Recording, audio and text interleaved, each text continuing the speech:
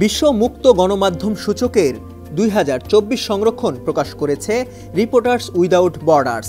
এই সূচকে গত বছরের তুলনায় আরও 2 ধাপ পিছিয়েছে বাংলাদেশ। মোট 180টি দেশের মধ্যে বাংলাদেশের অবস্থান 165তম। দক্ষিণ এশিয়ার দেশগুলোর মধ্যে শুধু আফগানিস্তানের চেয়ে এগিয়ে আছে বাংলাদেশ। ভারত, পাকিস্তান, শ্রীলঙ্কা, মালদ্বীপ, নেপাল ও ভুটানের পিছনে স্থান পেয়েছে বাংলাদেশ। গণমাধ্যম সূচকের মোট 100 পয়েন্টের মধ্যে বাংলাদেশ পেয়েছে 27.64।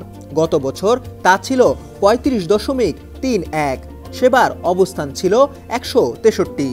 2022 সালে 36.36 পয়েন্ট নিয়ে 162তম অবস্থানে এবং 2021 সালে 50.29 পয়েন্ট নিয়ে 152তম অবস্থানে ছিল বাংলাদেশ।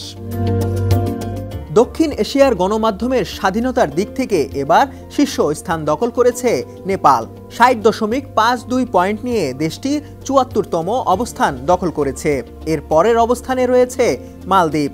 52.36 পয়েন্ট নিয়ে দেশটি 106তম অবস্থানে। গত বছরের 161 থেকে 2 ধাপ এগিয়ে এবার 159তম অবস্থান পেয়েছে ভারত।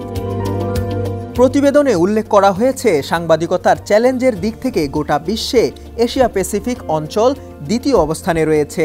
গণমাধ্যম কর্মীদের জন্য সবচেয়ে বিপজ্জনক কর্মস্থল হিসাবে মিয়ানমার, চীন, উত্তর কোরিয়া, ভিয়েতনাম ও আফগানিস্তানের নাম উল্লেখ করা হয়েছে এই প্রতিবেদনে।